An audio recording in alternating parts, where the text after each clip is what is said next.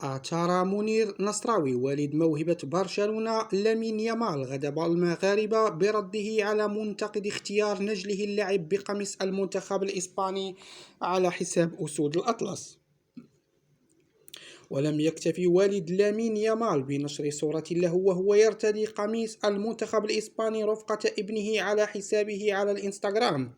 وتعدى ذلك إلى القيام بحركة لا أخلاقية استفز بها المغاربة.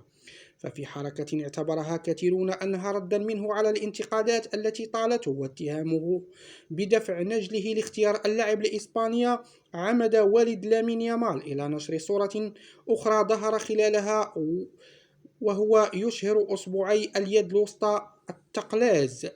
مرفوقة بعبارة للأفضل أو للأسوأ، في إشارة إلى أنه غير مكترث بانتقادات المغاربة لاختيار نجله اللعب بقميص لاروخا.